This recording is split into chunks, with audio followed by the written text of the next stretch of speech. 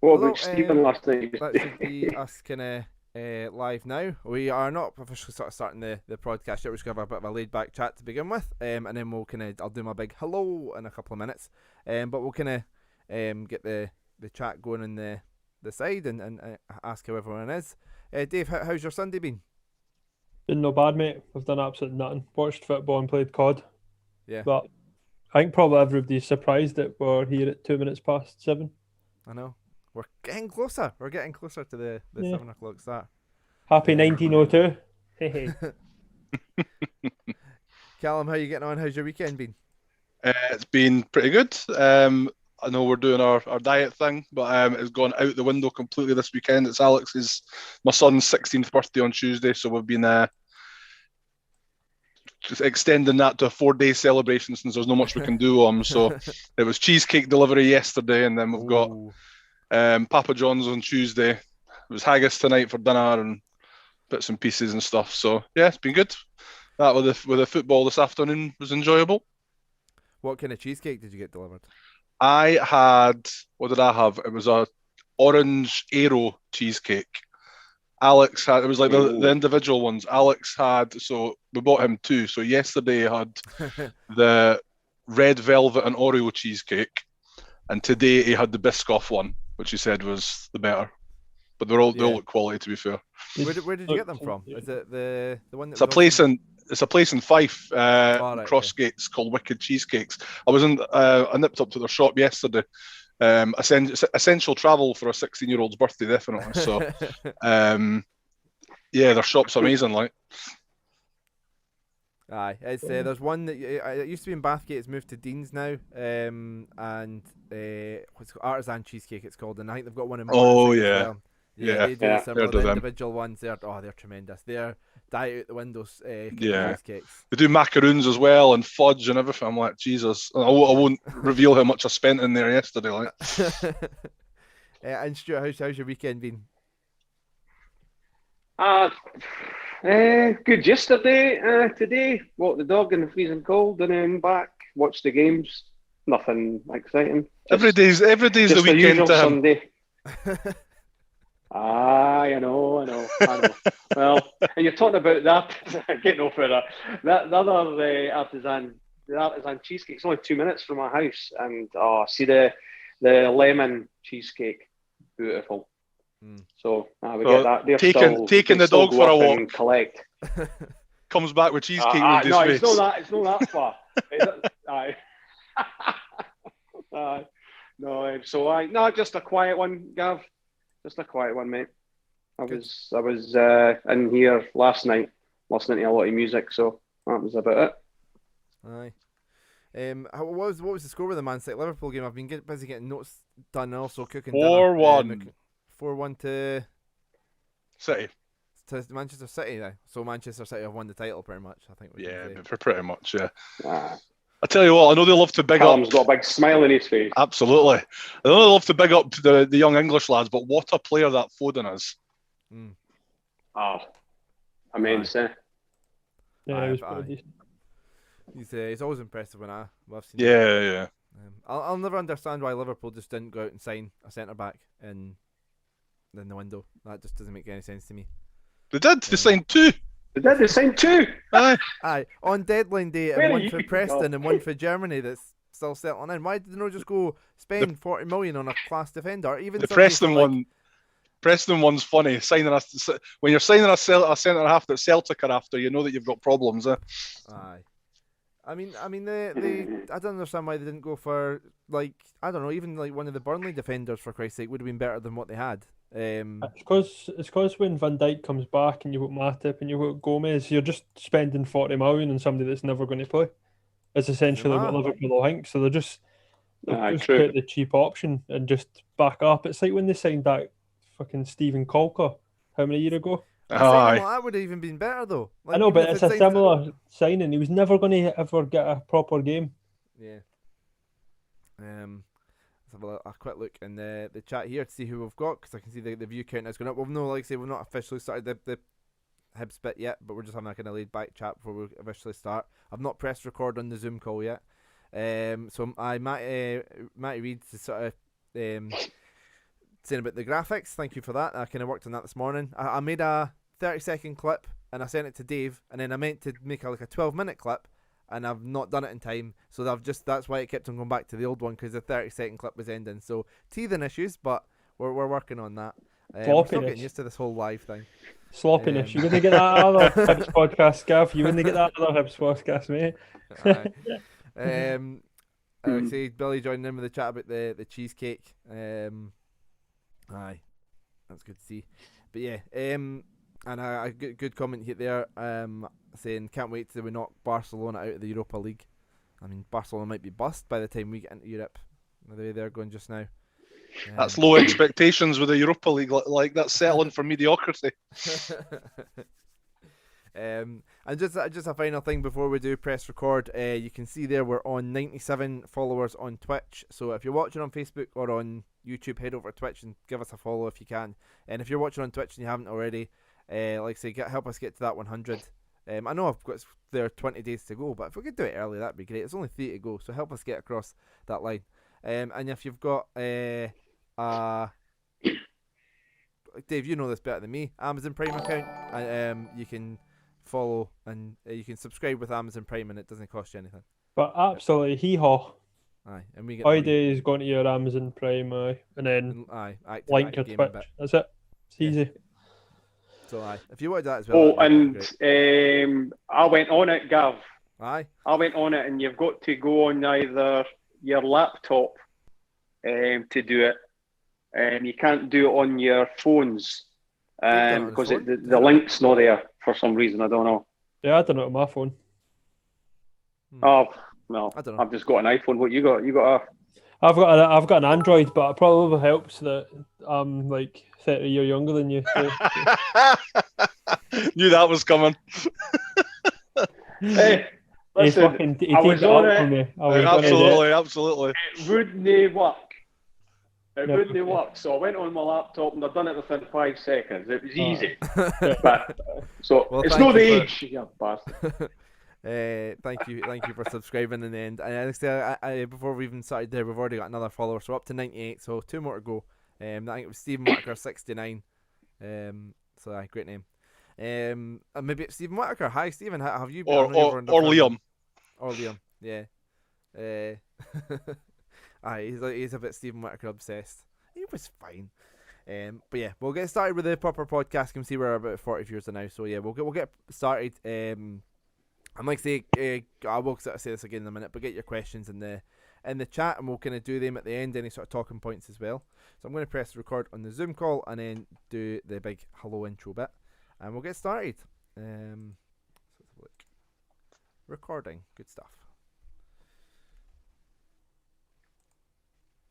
Okay, I need to figure out a way to put the music in, the bit in the bass. That's probably a way to do that. Into this bit.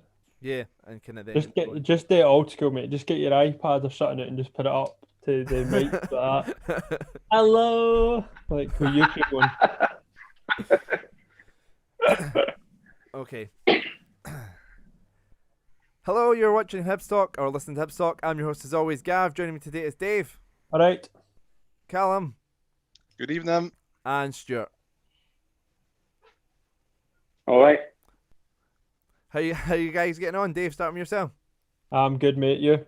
Yeah, good. Callum, good weekend? Very good, yes. Thoroughly enjoyable. Everything seems to have gone right for a change with the football sport in general, so all good. And Stuart, you're doing well as well? Yes, I fine, mate. Just normal Sunday. Getting on with it. So yeah, like I said earlier, if you've got any questions, get them in the chat and we'll kind of go through them at the end. But on today's show, we're going to be talking about the Aberdeen game, and then we're maybe getting a bit excited, but we're going to be having a talk about Europe. Let's run with it. Have a talk about Europe, and then we're going to be talking about the Ross County game, obviously next weekend as well. So have a look ahead to that. So let's start with the Aberdeen game. I've got the teams here. Callum, your reaction when you seen it was sort of the same team that was sort of lining up? Obviously Nisbet still on the bench. What was your kind of reaction to no Nisbet in the same team?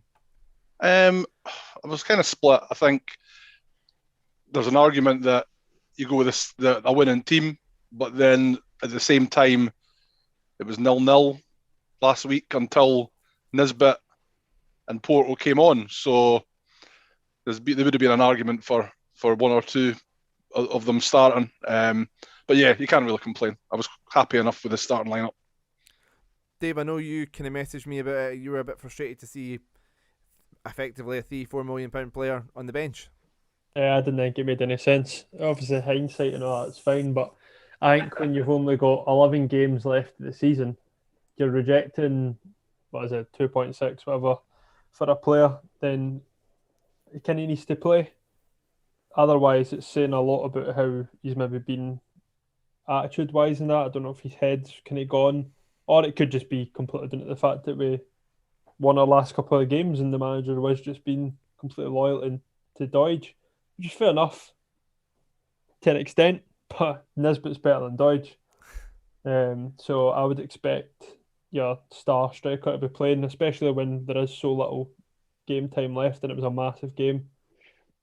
Do you not think it comes down to the formation he wants to play, though? Possibly, because Nisbet's obviously not the best and he's Todd up front, so that definitely comes into it as well. But again, surely you should be trying to build a formation in that round, a player that you're rejecting 3 million bids for, rather than dropping him.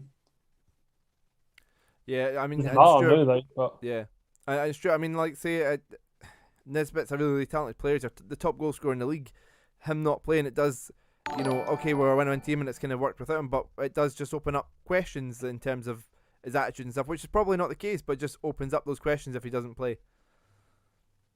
Yeah, well, first of all, I was fine. We all spoke about it. I was fine with it, keeping us, settled side, and it's paid off. But we don't know what went on behind the scenes, Gav, and maybe unsettled the laddie, and the boss knows that, so he's just said to him, "Listen, we'll give you a couple of weeks on the bench, and you can come on." They've maybe had the chat. We don't know.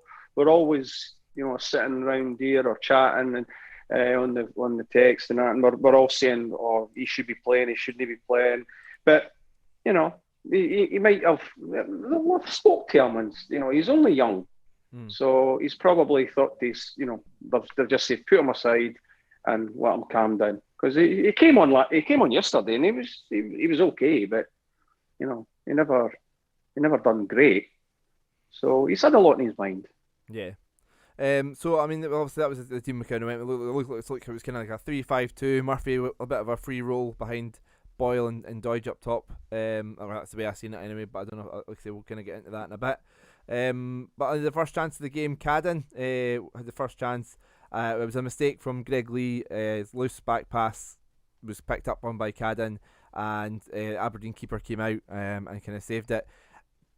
Callum, do you think Cadden could have done? But obviously done really well in terms of anticipating it and getting in, but could have done better with the shot? Yeah, definitely. I mean, the more I've seen it, the more you look at it and go, wrap your left foot around that. His body shape and everything's set up for him to put it past him on his left-hand side. It's a decent save. Even when you look at it again, it looks as if he could have just stepped to the side of him as well. He's just kind of, it's clearly, heavily on his right foot. But it just looks as if it's an opportunity to use your left foot there and place it to the left-hand side of him. Yeah, I mean, it's one of those ones that when it first happened, I kind of thought it's a good save for the keeper. Watching it back in the highlights, maybe should have done a bit better. McCrory with the first chance of the game for Aberdeen. Ball played to Michael Ferguson, played it along the edge of the box. Good save from Rocky. I mean, kind of palmed it away and then a cleared defence before Aberdeen player could respond to it. And Irvine, so then another chance for Hibs. Irvine with a lovely weighted ball through to Boyle, maybe just a bit too wide, and like say, another save from the keeper. Dave, your kind of thoughts on this chance and another great ball from Jackson Irvine? It's quality. It's exactly what we've obviously been missing in the middle of the park. That kind of, you see Joe Newell sometimes pulls it off, but if you've not got Scott Allen on the park, them type of passes won't happen. And that's ideal for when you've got Boyle up top. You can kind of bend his run, like you said a few times, and then run onto chances like that. And it went out a wee bit wide, but at least he got it in target and that. But it's exactly what you want to see. Yeah. Wee bit of imagination in your football. The fact that Irvin's got it in the ball just past the centre circle, and he's kind of taken a couple of touches and then played a great ball through and we're in. Just that kind of it seemed like Hibs were kind of set up well to kind of get in behind Aberdeen. How many times in the last couple of weeks you've seen the ball, let's say Boyle maybe be further out on the right, but then he's just getting the ball bottom, like heat height, chest height, like no, play it along the ground in front of him, run on, and it works. Stuart, I know you've kind of spoken about in the past, but so you're playing as your sort of preferred position was a striker. What have you made of Boyle's runs and sort of he seems to be bending his runs quite a bit and eager to get in behind in quite a few games? Yeah, well, we've said that there must have been something wrong with the guy the last few weeks, few games, because the gaffer came out and said that he had personal problems. And how many times was he caught offside the last couple of months playing? And now he's just, it's as if he's switched on now. He's bending the runs and he's getting in, especially the second, which we'll talk about later. But it's maybe the position as well, because he was playing through the middle rather than on the wing. Mm-hmm. What he's been doing the last few months, so he maybe prefers that. I don't know, but he's totally came alive again, which is brilliant. Callum, it's great to see us playing these balls in behind, and obviously Boyle is kind of bending his runs well, getting in behind. But why have we not been playing those kind of balls for Nisbet? Good question. I think yesterday showed it was a clear tactic as well, because as Stuart says, you'll come on to it, but the one for Doidge, the chance for Doidge, where Irvin's ball over the top, you watch Doidge beforehand, he's pointing to go.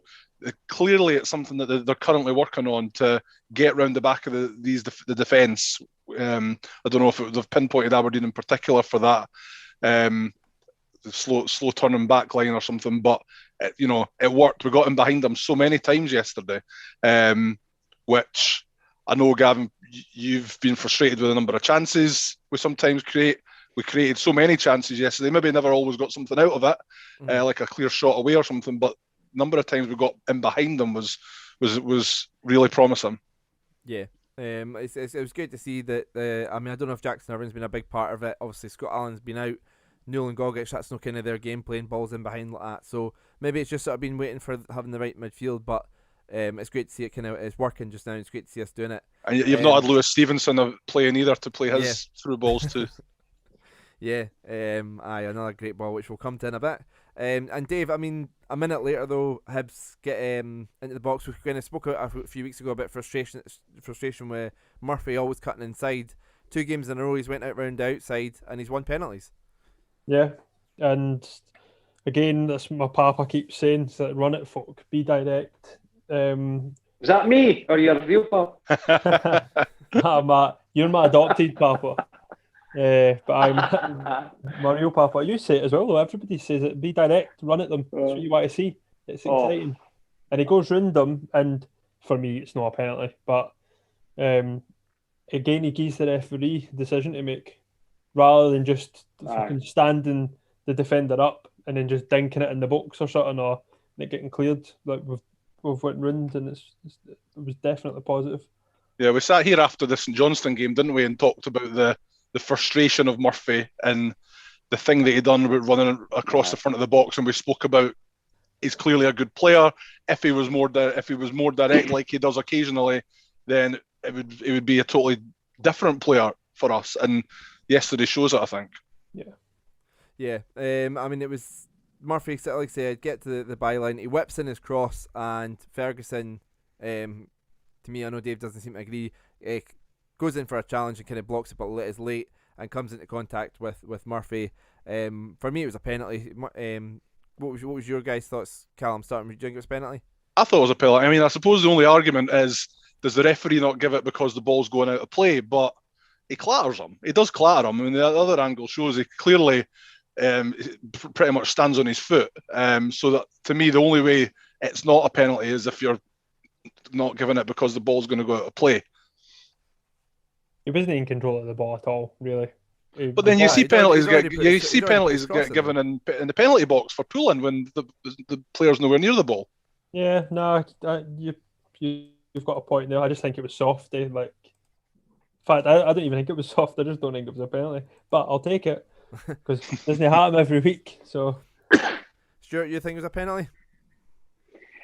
Well, I was telling you before we went live that I was watching that clip from the corner flag, and I watched it about 100 times because it just kept on looping, and I was like, I couldn't make my decision, but it was behind, and the guy came over and took Murphy, so it was difficult. But where the referee was looking, he had a great view, so I would imagine that, as Callum said, the only way that they could have maybe not given it was because he kicked the ball out.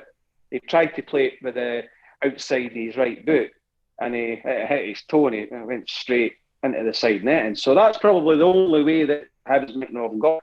But he did hit him. I don't know how hard, but everybody, all the strikers go down now. That's modern football. Well, exactly. If you saw Salah's penalty today, you don't have to make much contact to get a penalty.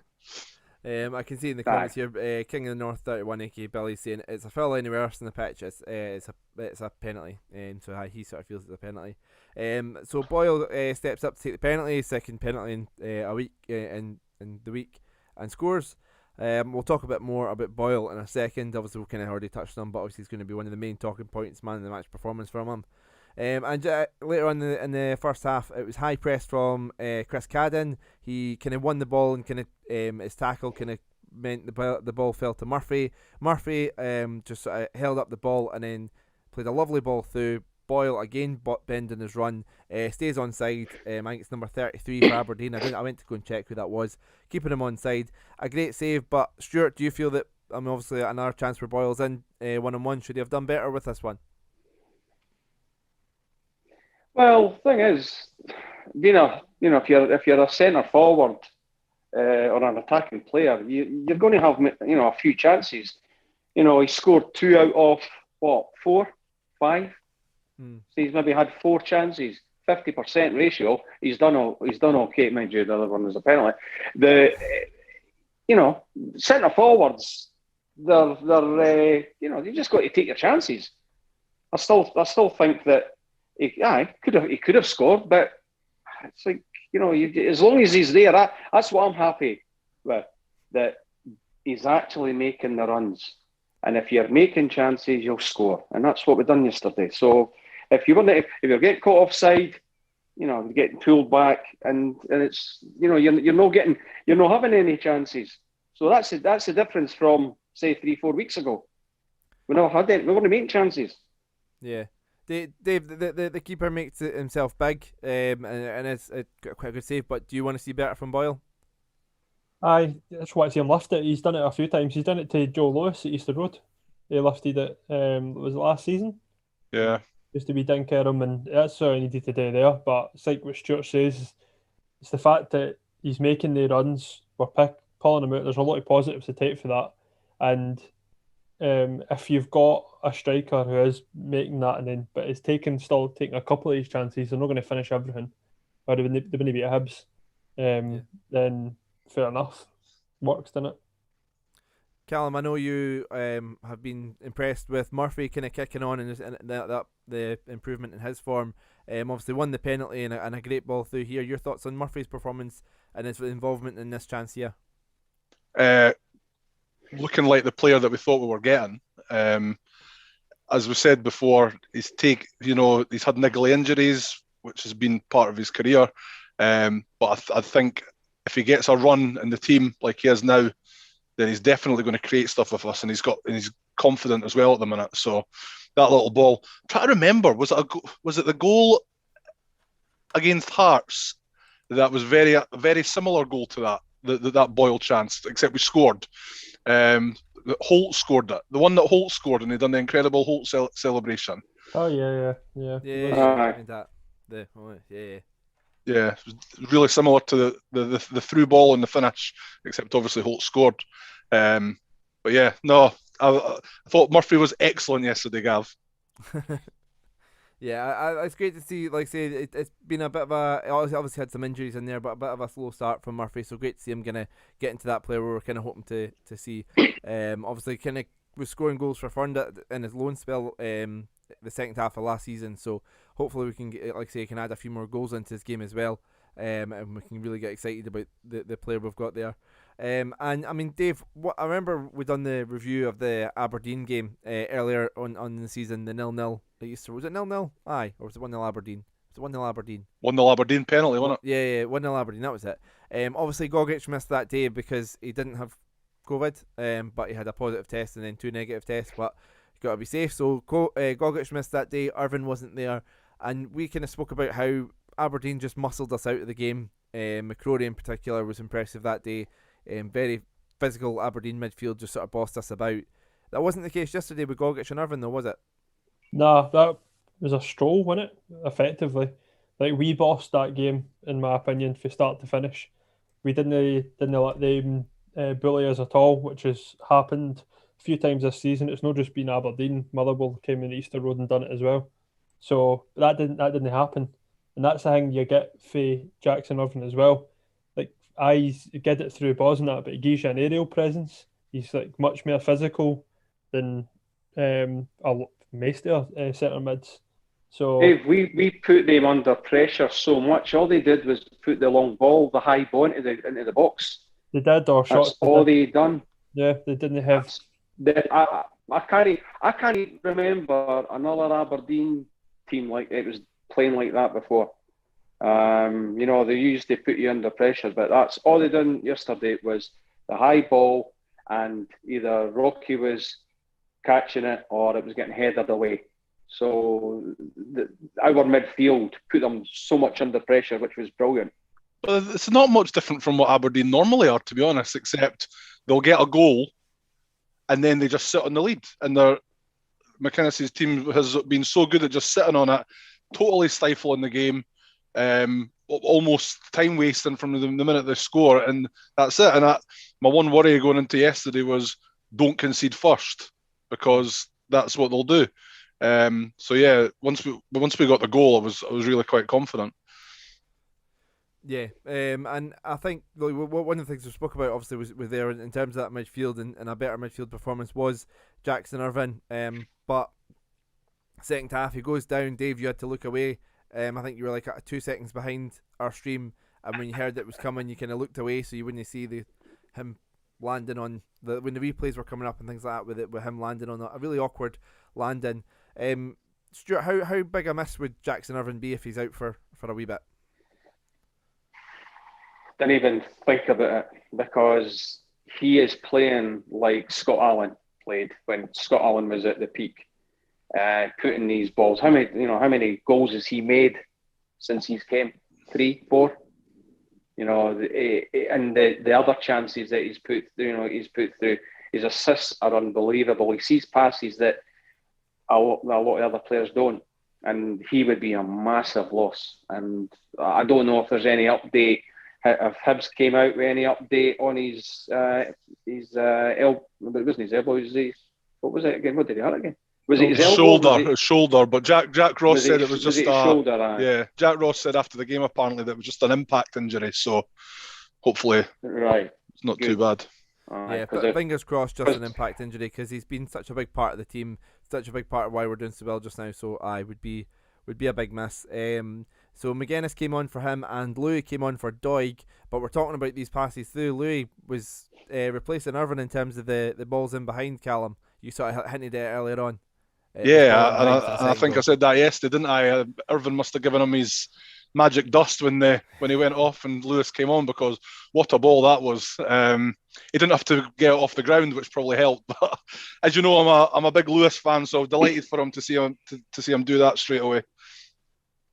Yeah, fantastic. I'm a fan of his as well. Brilliant. Aye, fantastic ball through. And like I say, Boyle, third time lucky. Dave, I know you spoke about it earlier on, but third time lucky. He's found himself 1-on-1 with the keeper, and this time he was putting it away through the keeper's legs. Good finish. Yeah, and that's when his chances earlier on in the match didn't matter anymore, because we didn't pay for missing chances. Yeah. We kept going. We were confident. We weren't really sitting on the 1-0. We still had a few chances in the second half. We got the second, and it was comfortable. Exactly what we needed to do. So, and what a ball. And it was perfectly weighted as well, because it was only when I watched it back on Sports Scene this morning that it's actually you forget that Boyle doesn't even take a touch. He runs round it, lets it roll, and then finishes it. So the weight on it was absolutely bang on. Did you see wee Boyle he just had a wee point just before he made his run? He pointed to wee Louis and bent his run, pointed, and he even shouted. You could hear him on the video, and it's brilliant. Great ball. Yeah, great ball. Great to see, like say, you picked him out. Great to see Boyle, noticing the opportunities for those runs and shouting for them. Stuart, we spoke about Boyle having those sort of 2 chances earlier on, and maybe could have done better with them. He's got the third one now. Do you think confidence is a big thing for forwards, and he's obviously kind of been out wide the last couple of seasons? This is him back as a striker. Do you think with more and more confidence, obviously 4 goals in 3 games, we're going to see him start to put away these chances more often? Yeah, he will be because he's you've seen a big difference. He was, but there was videos we were saying that she wants to be a hat-trick for her daddy, and he was getting interviewed, and he was saying that he's not been getting interviewed the last few games, after the game, and he's been down. It's like he's back to his funny self again, and something's been taken off his shoulders because he's enjoying his football again. Because there's definitely how many times we've been talking about him. He's been running the ball out the park. He's not been able to get the ball down. I don't know what's been wrong with him, but he's 100% back now, and I think he'll be scoring a few the next few weeks. Yeah, great to see him sort of stepping up, especially like say he's been given an opportunity up front, and he's definitely taken it. So fair play to him for that. And like I say, the only sort of other chance we had here was there was a deflection which led to a chance from Aberdeen. It came off the bar, but I think, Callum, that would have been a bit unfair. Hibs were very deserving of their clean sheet, weren't they? Yeah, definitely. I think apart from that, the chance that they had earlier on in the first half that you mentioned that Marciano saved, that was the only one they really had. So, and it was actually Hanlon, wasn't it, that it came off to hit the bar. So yes, solid. I think we've not taken away from Hibs. I think we've played Aberdeen at a good time. They've just changed their forward line, and the likes of Hornby that I was kind of championing him to come to Hibs, and it sounded like Hibs were interested in him. He doesn't look sharp. Apparently the Aberdeen fans were destroying him after their game last week, and then yesterday he wasn't really involved at all. So he's definitely not sharp yet. Yeah, we spoke about the sort of clean sheet. Obviously, like I say, good points about Aberdeen's forward line. They've still got one of their strikers stuck in Switzerland. What a shame. But I mean, is it as simple, Callum, as McGregor's came in, or do you think there's more to the improvements? Obviously, since the St Johnstone game, we limited Rangers to hardly any chances, and then, like say, clean sheets after that. What's your kind of thoughts on the defensive improvements? Has it just been McGregor? I mean, it definitely looks like it, doesn't it? I mean, the commanding centre half. You have to wonder if he had been in the back line against St Johnstone. 2 of their goals were from free kicks. Does that make a difference straight away? And I think it's just his experience. Port was a young lad, and there's jokes about Dad's army with the back 4 we've got and stuff, but it's just his commanding presence. He's a leader, and to me, I like Paul Hanlon, but to me, McGregor is the captain out there. Yeah, he's been leading by example and deserving of his place in the team. Dave, has it been a bit to do with the tactics as well? Though obviously they changed to the 3-5-2. Does Jack Ross deserve credit for the defensive improvement as well? Yeah, well, if we beat Aberdeen 2-0 at Easter Road, which we did, then Jack Ross deserves credit. because he's had an awful lot of stick, and deservedly so. So we can set aside all the stick that he had for the semi-finals and that, and fair enough, everything that was said is still true. Like, it's not good enough; it needs to get better. But at the end of the day, we're sitting third in the league, and he delivered at the weekend, like flawlessly. Like, there was, apart from the injury to Jackson Irvine, that game went completely according to plan. Aye, So, he got everything right yesterday. To be fair to him, and we was talking about Lewis coming on. I mean, look at that. Some of us were saying it's a bit strange taking Doig off, bringing Lewis on, and the first thing he does is that. Jack Ross must have been standing on the sidelines thinking, I just can't get anything wrong today. Stuart, your thoughts on the change to 3-5-2 and McGregor coming back in? Well, I love Big Daz. I think I've said it before on our chats, Gav. He throws his body in front of every ball, and that's what was missing the last, since probably the Hearts game at Hampden. There was nothing. There was no fight at the back. We were letting the players go through, or we were trying to just usher them out the 18-yard box away for goal. He doesn't do that, and that's the difference. And I think now he's got himself together again, and he's putting tackles in. So's McGinn. Yeah. So I think it stems from McGregor that is getting them going, and you didn't have to have the captain's armband on your arm. He does lead by example, and I think he does the shouting probably for Paul Hanlon.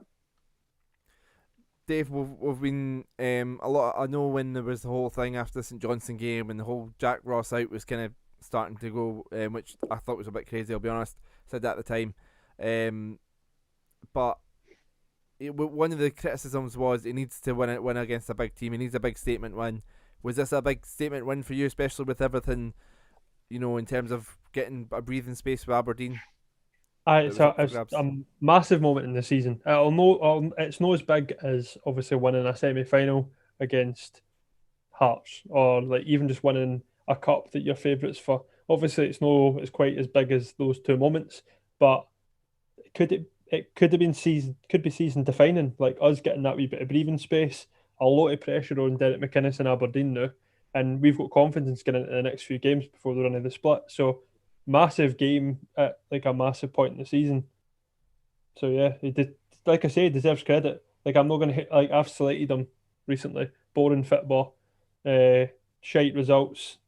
We went on a wee bad spell, so I need to give him credit where he's due. So yeah, Callum, there was a lot of kind of pressure on Ross and the team after the St Johnstone game. Like I said earlier, good performance and limited Rangers, obviously, although we did lose that game, and then now three wins on the bounce. What's your kind of thoughts been on the reaction from the Hibs team? Definitely showing that the manager hasn't lost the dressing room, if anyone was thinking that a few weeks ago.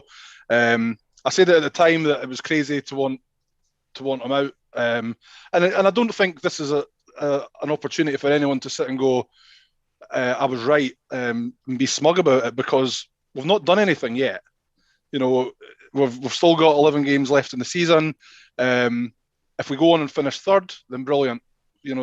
That's the opportunity for people to say, see, we just had to have a bit of patience with them. But yeah, that is Aberdeen are the team in the league for me that we need to be making a statement against. Celtic and Rangers, fair enough, but in reality, even if they're playing badly, they've got players that can do something in a game with a bit of quality and win them a match. Aberdeen are, the team that we want to be toppling, essentially. So for us to go out and do that yesterday shows we're heading the right direction. Yeah, Stuart, even with Aberdeen out of form at the moment, that was a big statement win, wasn't it, yesterday? Oh yeah, and as Dave says, Jack Ross was under pressure, and he got it right, which was fantastic. Because if we did get beat yesterday, Christ, we'd be out for him. And it's just a pity that we'd never done anything in these two semi-finals to get us, a wee bit of something to, because I still think if we beat Hearts, we would have had a good chance to beat Celtic because they were poor at that final. And then with the St Johnstone game, we could have had something to look forward to. So Jack Ross was under pressure, but he got it right. And as Dave says, you've got to congratulate the guy. He was hurting as well with these bad performances. So I think that showed in his interviews after the game. So it's just good that we've maybe got over the hurdle now with the bad games. Aberdeen are having them, and maybe Livingston might have them now because they've had a good run. So it might be our turn, hopefully. Yeah, a great win. A clean sheet. I get the team that are going to finish closest to us at the end of the season. To get that 3 points ahead gap from them, a big win at a big time of the season when a lot of questions have been asked only 2 or 3 weeks ago. So the thing is, we're not going to get carried away with ourselves. But moving on from the Aberdeen game, who do we want in Europe? Dave, have you got your passport up to date? Is it in date, your passport?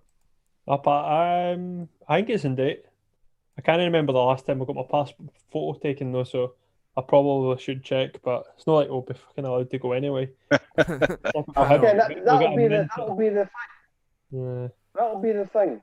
We'll qualify for Europe and we'll not be able to go. Yeah. I read today, actually, interestingly, UEFA are considering regionalising the competition, so to make it more possible for fans to be there. So we could be playing English teams instead. English, French, maybe something like that. Yeah. Still, it's fun. You like to get in a plane and go and watch Hibs or Scotland abroad. That's. The good thing is, though, if from the way it's working, it does look like there's a good chance that the Scottish Cup isn't going to be finished this season. So it looks like that European spot will go in the league.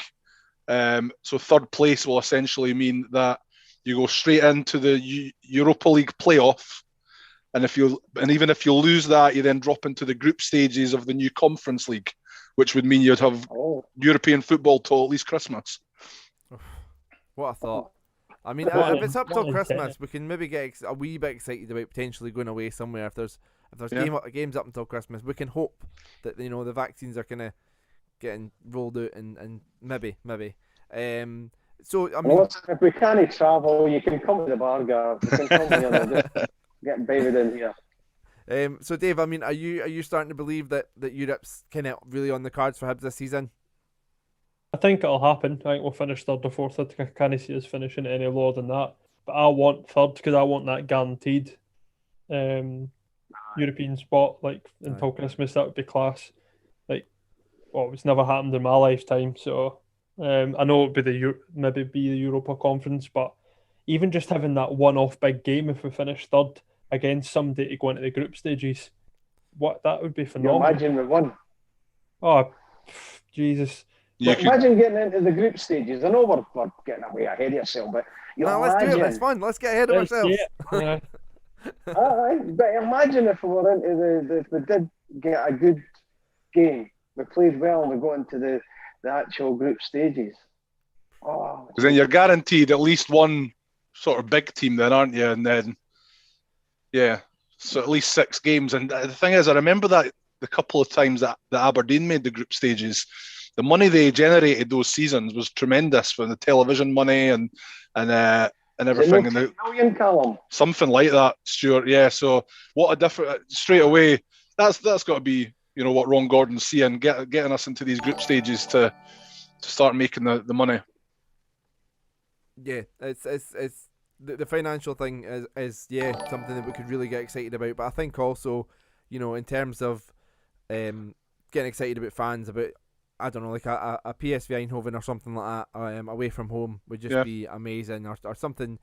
Yeah, I mean it's Callum. It's kind of ridiculous that we're looking to finish third for the first time. Is it 16 years since Tony Mowbray achieved it? It's something that like a club like Hibs should be doing enough every season or every second season, not once every 16 years. Yeah, and that's what we need to make. This is where I've got slightly annoyed with the whole argument about Jack Ross out, because we were sitting fourth when that was all the main argument. We've been fourth. I'm 39. We've been fourth 4 times, or fourth or higher 4 times in my lifetime. I mean, for a club the size of Hibs, that's terrible. I mean, it really is bad. So now we are sitting there, we need to enjoy it, and it's now about putting ourselves in the position that Aberdeen have been in for the last 7 or 8 years, making it consistent, not having that one season and then dropping off. We need to build on it. Hearts will be back in the league next year, so we really need to. So we need to, and if third place will mean us getting Jackson Irvine on a permanent deal as well. So yeah, I mean, obviously that's one player that I have to. I'm just saying, that's one player that I have to give. Jackson Irvine. We don't know what's happening with his 6-month deal, and if we're wanting to push on, we need the best players, and he's one of them now. And he'll be eyeing up the World Cup next year, so he's got to be thinking about playing regularly. So if he enjoys himself here over this next couple of months, and we can get a good deal to him, then he'll be looking at, especially with Boyle being here as well now. I think the Australia manager might quite like that the two of them. You've seen a bit of link up between them, so that might he might be quite happy for Irvine to continue playing his football here as well. Yeah, Dave. I mean, it's a bit of we kind of. I did put the question to Jack Ross at a press conference why it was only a deal to the end of the season, and Jack Ross kind of gave a kind of political answer about how it's something that they're going to see if it's a good fit for both and all that sort of stuff, and look at the end of the season and there's scope to hopefully extend it. But I mean, if we were in Europe, obviously the European sort of game's a good platform for them. The guaranteed of group stage football and the financial thing the financial position Hibs would be in with Europe ahead, it would definitely put us in a much better position of keeping Jackson Irvine, wouldn't it? 3rd place. Yeah, and obviously the Nisbet money we'll get in the summer as well. So. But he's a must sign straight away, and probably try and get him on a deal sooner rather than later as well. Because if he keeps performing the way he is, it wouldn't surprise me if somebody like Celtic just was there, right? Come here, like free transfer. Like you didn't want that to happen. It's a no risk for a team, isn't it? Yeah. I mean, we've seen that happen with Malumbu, who done really well at Kilmarnock. And his deal was coming up, and Celtic were like, all right, we'll have you. He ended up back on loan at them, and he obviously is back at them now. But it's an example of, we'll give somebody a short-term deal, and then it kind of backfiring because they head off to the old firm. So hopefully that doesn't happen. Stuart, you mentioned about sort of trips away with Scotland and Hibs in the past. Have you got a favourite sort of trip away?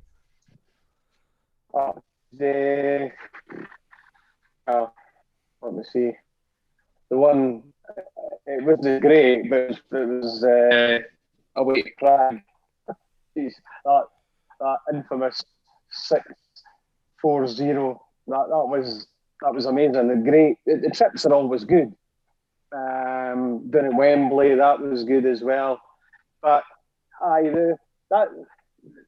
Europe's, you want to go away, you want to get in a plane and with watching your team rather than watching. It's okay playing, somebody down in England and whatever. If you've got say if we got Villa, I don't know, we'll just make up a team, right? If you're a mediocre team, we got them in that league. It's not the same just going down to Birmingham. I can't help thinking about the John McGinn game though. That's all I could think about if that was that. I know. It would. That would be good. But no, the actual getting away and having a wee party for 5 nights, and away to the sunshine and watching a game in Spain, some game that'd be brilliant. It really would. But no, there's been a few for Scotland, Gav, that I've enjoyed. Callum, I know you mentioned about Hibs only finishing fourth or better 4 times in your lifetime, but have you been able to get away to Europe with Hibs? Unfortunately not, and it's something my mates love to wind me up about because nearly all of them and my dad done Greece a couple of years ago when we were there with Lennon. So obviously that was a great result out there as well. So they had I got sent 3 days of pictures and videos, and it's still regularly brought up in the group chats that I wasn't there and the rest of them were. So I know they had a brilliant trip for that one. It's something that I wasn't able to afford a few years ago. Basically with uni and stuff, I've put myself in a bad financial position in the past, and lockdown's been really good for me because outgoing's been a lot better. Yep. I've been working all the way through. I've got a bit of savings there now. I've got the money to go away, and if we get into Europe and we can't go away, I'll be. I know. I better not swear. Dave, how would you feel about Hibs talk on tour? Well, I'd be there, mate. I didn't go last time either because I was skint. Or I said that I was going to go, and then just kept buying stupid shit like I say all the time with my money, or buying too many trainers. I was going to say Europe or 10 pairs of trainers. So I'll. Dave, tell the truth. You're actually in your work. It looks like it. Looks like after so. I don't think his shop has as many pairs of trainers as that. I'd be there 100%. Gone. Yeah, aye. Like I say, we're gonna kind of move on to questions, but get your questions in the chat, but also get some of your favourite memories away with Hibs in Europe, and we'll read some of them out as well. But yeah, I mean, it's there's so many things that come, with finishing third. Yeah, the financial thing from finishing third in the league, but also Europe. Also, it kind of makes a statement about where Hibs want to be, and gives us a real opportunity to kick forward. So, we're in a good position. Aberdeen are 5 points behind us with a game in hand, but the game in hand is at Parkhead. Celtic seem to be back on form, so hopefully that 5 points stays the 5 points, and it gives us a bit of a buffer to kind of try and outdo them in terms of form between now and the end of the season. And I mean, looking at the games that are coming up, I think that is possible. And talking about the games coming up, the next game we've got, segue. Seamless, Gav. Seamless is Ross County. I'll get my wee graphic up here. Callum, your thoughts on Ross County this season? Well, they've been a bit all over the place, haven't they? I mean, they obviously had the bounce when Big Yogi came in, but they seem to have slipped back again the last few results. So yeah, it'll be an interesting one. Obviously, we've got revenge to try and get for the game at Christmas time, and I think this is a real test for us now. We've had these good, 4 wins out of the last 5 games. We've just beaten Aberdeen. Is this a game that the Hibs were used to would lose? So, this to me, if we can go out and after getting that great result against Aberdeen, back it up by continuing to get the victories, then yeah, it shows what a good place we're in. Yeah, Stuart. I mean, we're definitely in a different place from the like I say, with the new signings coming in and the form we're in.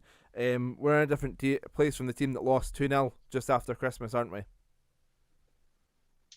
Yeah, and as Callum says, this will be the game that we find out if we're back, because it's usually these wee shitty games that we go back to our normal self again. So hopefully that we go and beat Ross County, because you don't know what you're getting with them. They're good some weeks, and then the next game week they're getting hammered. So no, I think. Is it, I never noticed, because I can't see the graph. Is it at home or away, Gav? I never noticed. It's away. Is it away? Sorry, I thought it was I couldn't see. It's a hard shift going away up there, and it's not as if I was listening to Stuart Kettlewell the last manager, and he was saying when he comes down to Central Belt. When he used to come down with Ross County, he was saying that he was leaving at 7 a.m. to get down here because they couldn't stay overnight in a hotel. And he says it was hard going. And then it was right back up the road right after the game. And he says that's where the away form was shown with COVID. So I don't know what we're doing. Can we stay at a hotel, or are we just leaving it 6, 7 in the morning away up the road and having to do the same? So it's going to be a hard shift. Yeah, definitely going to be, it's always a tough place like say, you have to kind of think about what time the players are getting up, and it's a long way up there. The game I was fortunate enough to comment on Hibs TV, we were left a lot later than the team, and it was still leaving, at like 1 in the afternoon. It was, it's a lot, and it's a lot. You're getting back like 1, 2 in the morning. It's crazy. But I mean, was that 0-0 game, Gav? Hey, Gav. No, it was 2-1 them. They beat us 2-1. Which makes that journey home even longer, Yeah.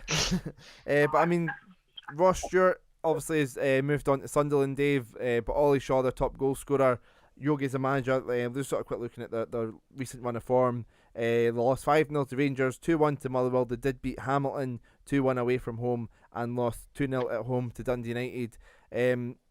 Again, probably not the worst time to play Ross County, and in terms of where Hibs are, should be a much different game from the one after Christmas, Dave.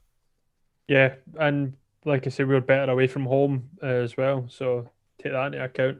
They're on a bad run of form. I think Ross Stewart was massive for them. He was an absolute pain in the arse. Like, he was everywhere. He's not just a goal scorer. Like, and I think he'll do well at Sunderland, to be fair. But John uses the kind of wee bounce you get off coming off a new manager. Kind of away now. They were getting beat off Hamilton, I'm sure, as well, and they turned it round. So that was a big result for them. But to get beat off Dundee United are poor, very poor. And they've got good attacking players, but they didn't get the ball of them. So I was surprised. I had Ross County on my cooking. I had Livingston on my cooking. I had Southampton to beat Newcastle on my cooking. My cooking at the weekend was absolutely stinking. Tell me when you're doing coupon, Dave, and I'll do the opposite. Yeah, I mean, Callum, it's. I mean, there probably would have been questions asked of Yogi if they hadn't. I don't know if there is even. They're obviously second bottom in the league. Without that Hamilton game where they were getting beat, if they lost that one as well, it would be 4 losses in a row. Obviously, that one's kind of buffered it out, but real poor run of form. In terms of Hibs, do we keep the same team that started the last few games? I think unless, maybe Irvin isn't quite recovered or what have you, I think there's now not an argument for changing the team, forcing Nisbet back in or that. I think the team, that starting 11 kind of has to pick itself from the whole game against Aberdeen yesterday. We started well, and then we faded a little bit after the first 10 minutes, but then came back into control. So I think that starting 11 deserves to start the game again at the weekend if they're all fit. Yeah, I'd agree with that. And I mean, Stuart, is it? Are you quite confident that we're going to make it 4 wins in a row? Oh yeah, you've got to be confident, and the players will be, because, as Callum says, the team picks itself. You can't change a winning side. So yeah, they'll go up there and they'll brimming with confidence, and they'll be laughing and joking again in the changing room because wee Boyle's back in form, and I'm confident, and I don't think Ross County are that great, so I think we'll go up there and get the 3 points. Dave, do you see it for 4 in a row? Yeah, I think we'll win. I think we'll win 3-1.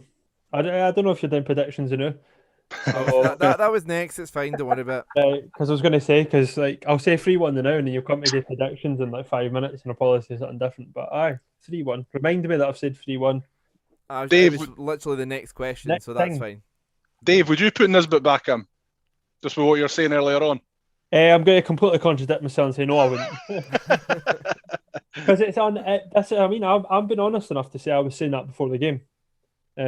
But after the game's finished, it's kind of like, there's not really that argument there now, and fair play, they've got it right. So, let them rot.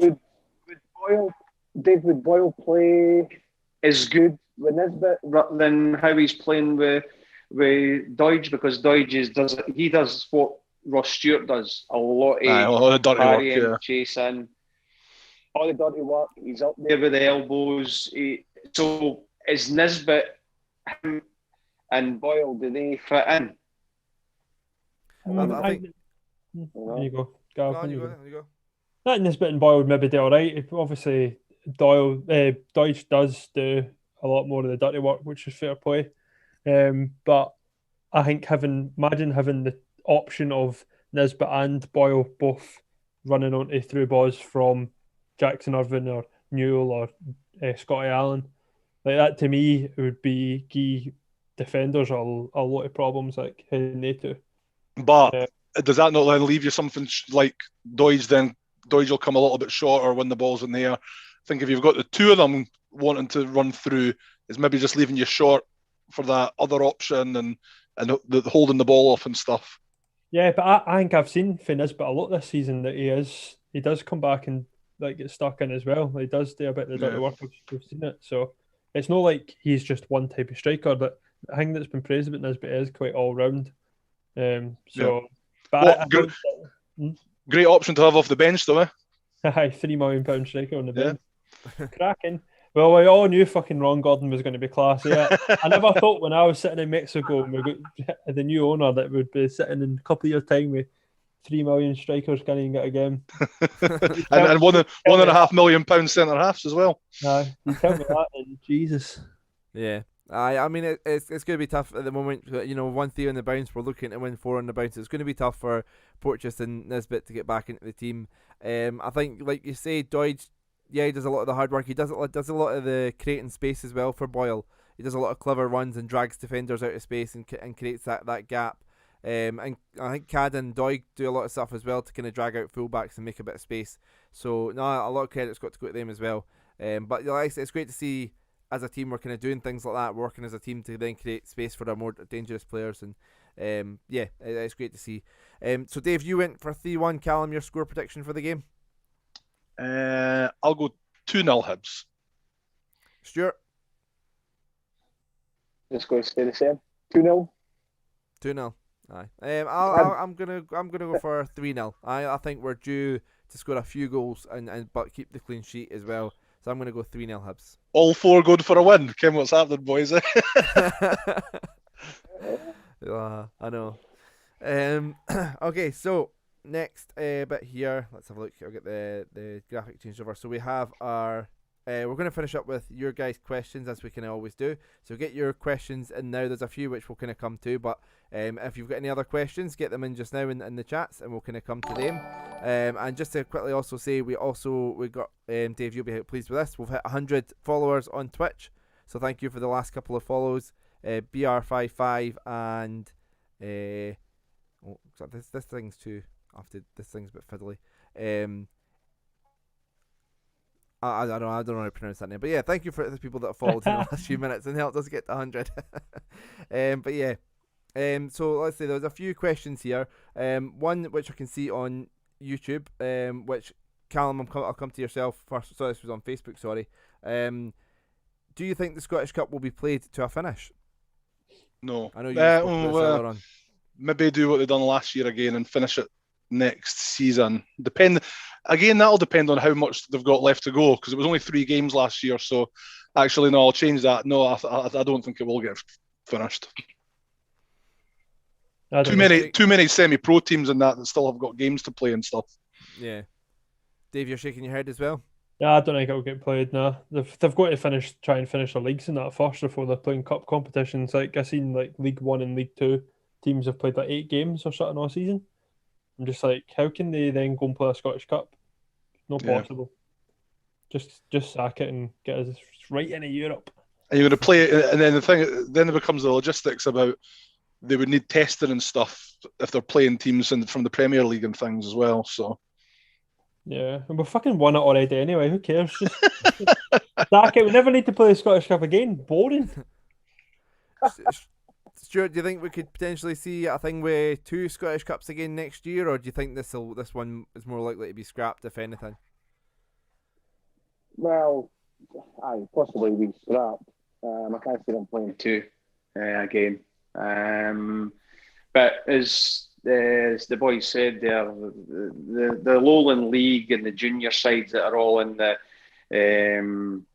still got to play. You know, their leagues are knackered. My laddie, he plays in the Lowland League, and they're hardly, they're not playing. And as you say, they've got to get tested, and then imagine if they get to play against somebody in the first division or championship in the next couple of rounds. You know, they're all guys. You know, they're saying, they're leaving their work. Yeah. There might be furloughs, but they're leaving their work and then going to play, championship players. You can't. They're going to be able to do it. I don't think they'll do that this year. No way. Next question here is from King of the North 31. So Super Bowl Sunday. First question is, are you any staying up? And also Billy's asking here, who is the Hibs Tom Brady? Dave, are you staying up for the Super Bowl? Nah, mate, I couldn't get in wash. Fucking just American rugby, and I can't be bothered with it at all. American Grow up. rugby. Go to your bed and grow up.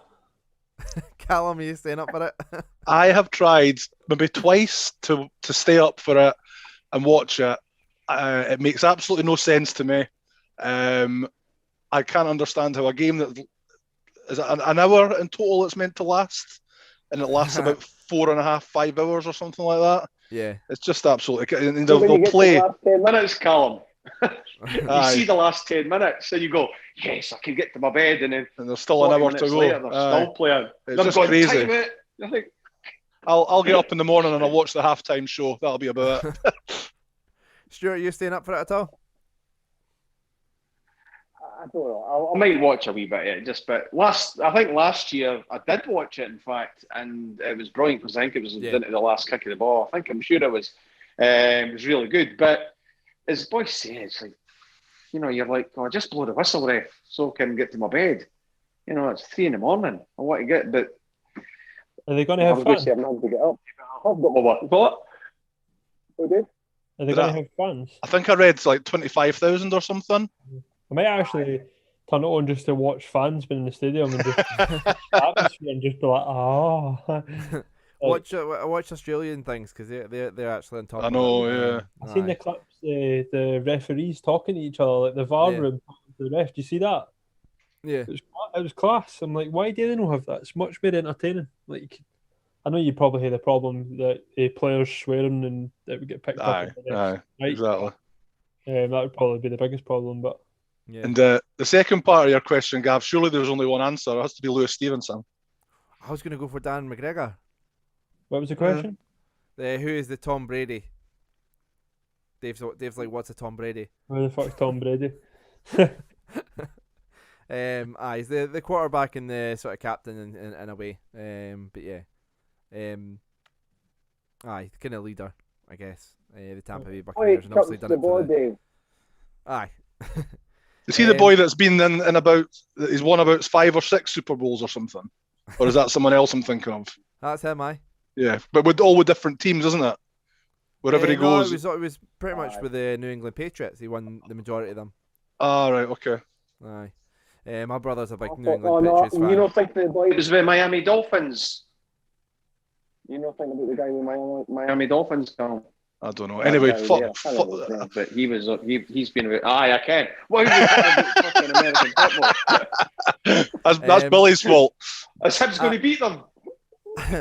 I'm actually staying up for it. There's a couple of guys that I would tend to kind of. I'm never interested in it the majority of the year, but I've got a few friends that are, and then they kind of do something for the Super Bowl, and I go watch the Super Bowl with them. I kind of enjoy it and go, oh, when's the next game? And they tell me it's September, so I don't bother watching it again until the next year.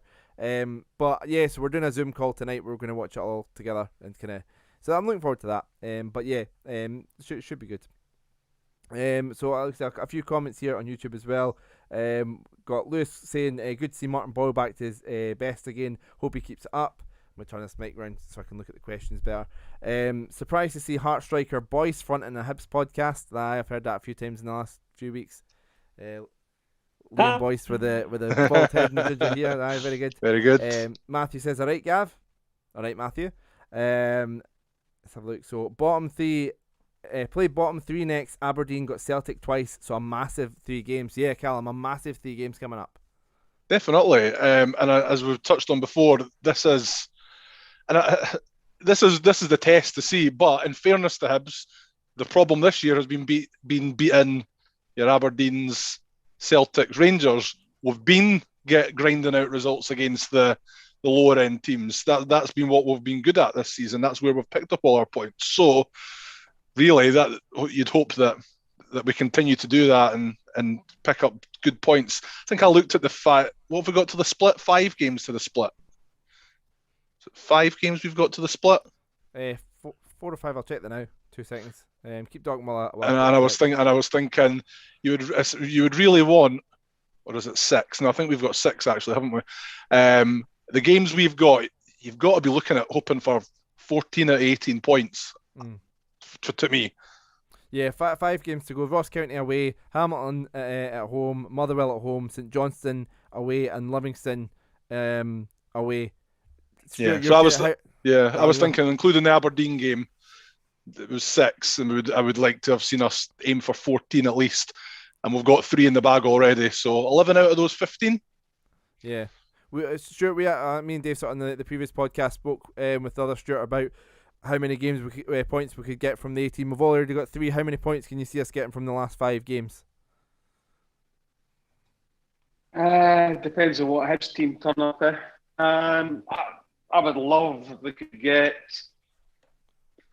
well, what, 5, at least 11. 11 points. Yeah, that's where I'm thinking 11. A couple of points, 2 or 3 points. 2 or 3 points, along the way. So, say 11. Now, did you not say, Callum, that you were pointing out about on the chat about Motherwell?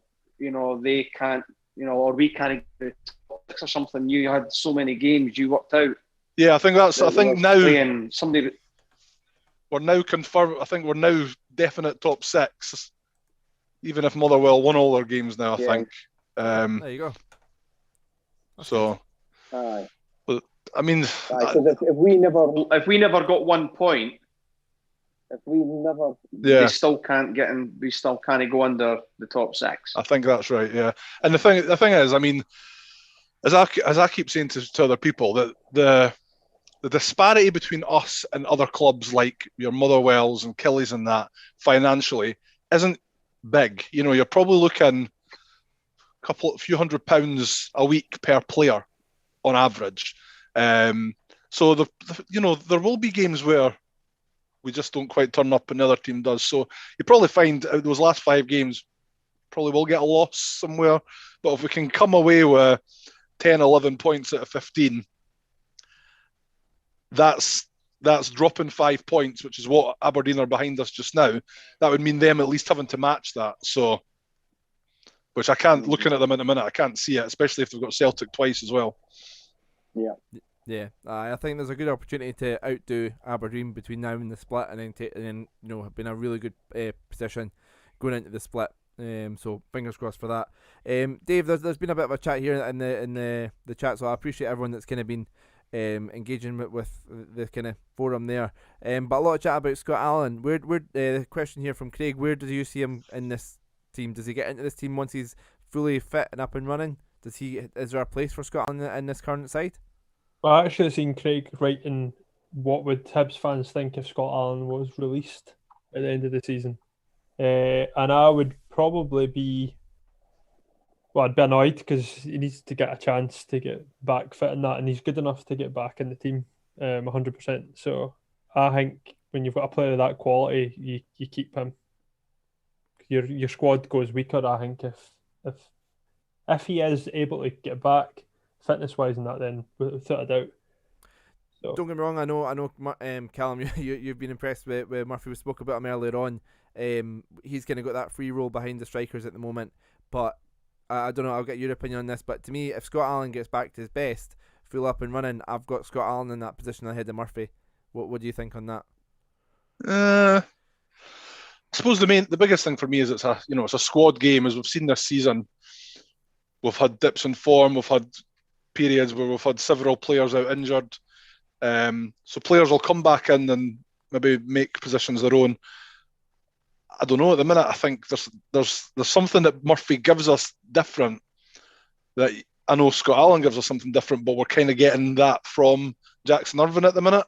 I think Murphy gives us something different from that kind of player. So at the minute, no, I think anyone's got to work their way in, and if someone gets a chance, like a Scott Allen or Nisbet or whatever, then it's up to them to take it. But at the minute, this 11 is the starting 11 for the foreseeable to me, without injuries and stuff. Yeah, I can see that as well. So there's a comment here from Camo 1875 1999. Surely Europe is an attractive for Newell and Irvine signing new deals. We kind of touched on that earlier on, but yeah, I think it puts us in a better financial position. I'm really hopeful. I'm sure this was a question you put in the group chat earlier on, Callum. So I wanted to put it to everybody. If you could only have Irvine or Newell sign a new deal, who would you have sign a new deal? Dave, start with yourself. Jackson Irvine just brings more. I knew it was decent. I would want the two of them, but that's not the question. So Jackson Irvine. Stuart, Newell or Irvine? Irvine, definitely. I love Newell. However, Irvine's he's not been playing many games, and he's competitive games. I think he was playing friendlies or something. But I tell you, he's got some passing. And Newell wasn't doing that. Newell was putting it sideways and whatever. How many assists has he had? So definitely Irvine. Gav, because I'm just going to say that now, right? Can you just kick this belly that's in that Twitch chat out, because he's doing man nothing. I'm trying to read the questions and that, and he thinks he's a comedian and he's an absolute wet wipe. Right, I'm not. I've seen some of it, but yeah, we're going to get mods sorted for the next one, so we'll get sorted for the next podcast. Just ignore him. Go and get a grip and do something else with your life. You're a pathetic human being. Callum, Irvine or Newell? Yeah, I know it was me that put the question in the first place, and it feels dead harsh because Newell's been so consistent for us this season. But yeah, I think if the club can only push the boat out for one, it would be Irvine. Yeah. I can see there was some chat about players out of contract. There's a question here about Paul McGinn. Is he out of contract in the summer? He signed an extension, didn't he? It's an 18-month deal. So he's in contract until the summer of next year. So somebody here saying about a trip to Anderlecht and about Hibs in Europe was class. I was 12/13-year-old and it was an eye-opening to say the least. Can imagine. Craig's also said about the Hibs talk on tour, the flag with the stupid cartoon faces. I like the current badge. We'll get the current badge blown up and we'll get a big Hibs talk on tour badge. The free plug, Casuals Attire is run by a Hibby. He's based over in Ireland. He does really good flags and he's a big Hibby, so I go support him. Casuals Attire if you want a flag made. Really saying Ollie Shaw hat-trick, anyone? Can we see Ollie Shaw scoring again at Easter Road? Obviously a great goal the last time a few weeks ago. Callum, can you see him scoring again? I hope not, because you'll just be dead smug about it again, Gav. So shouldn't let him go. Jack Ross said the same. Jack Ross thought he was going out on loan, and then I believe away, and he was raging. From what I heard, he pushed for it. Shaw pushed for it to be permanent. So, and you can't blame the lad. He wants to get out there and get regular game time. A loan deal would have meant him going out and then coming back and being in the same position again. So he'll be delighted Ross Stewart's away, because as soon as Stewart got injured, that's when he got his chance. So, good luck to him, as long as it's not this weekend. So yeah, I can see there's a few people said in the chat about offering to help out with moderation, so I'll give you a message for that. I appreciate that, so I'll message those people there after we'll finish recording. But yeah, just sort of scrolling through, try to find a couple of questions there. But yeah, Luke asked, where's Rangers talk this week? But has he not seen Callum's t-shirt? Like, Callum's come on a Hibs podcast with an orange t-shirt on. To be fair, I was wearing this. You were wearing that, because otherwise, before we started recording, I would have told you, mate, you can't wear an orange top.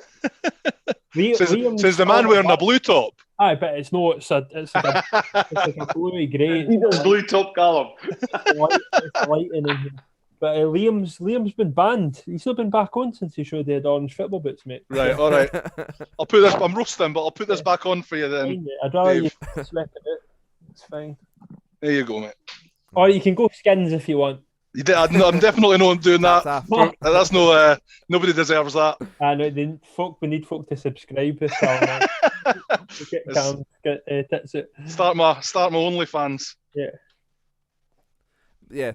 So like I see there's been a lot of chat in there. We'll kind of get the moderation sorted There you to go, kind of get questions that I am a bit more straightforward going forward. But yeah, thank you for those that kind of put in their questions. So we'll finish up there, guys. Dave? What's your plans for your Sunday night? Is there a game of football in the now? Yeah.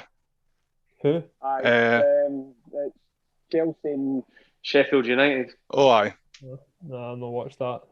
I think it's 1-0 For Chelsea, I think. You can go for a nap, Dave, and then wake up for the Super Bowl. No, I don't know what I'll do. Probably nothing, mate. Popcorn out, Dave. Nothing special, mate. Stuart, your plans for tonight? 8:30. No, nothing. Just I think I'll watch a wee bit of the Super Bowl just to see what it is. If it's shite, I'll just turn it off and go to my kit. I think that's it. But no, nothing. Got to get ready for work in the morning.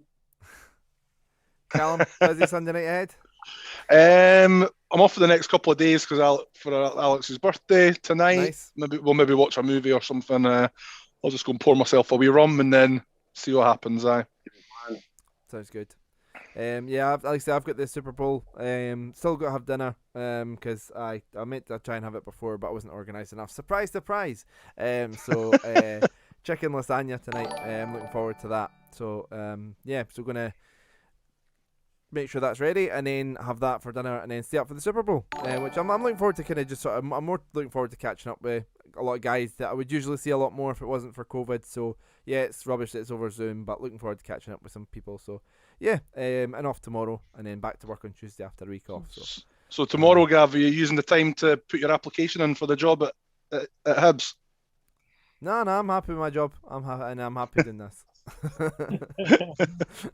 Don't leave us, Gavin.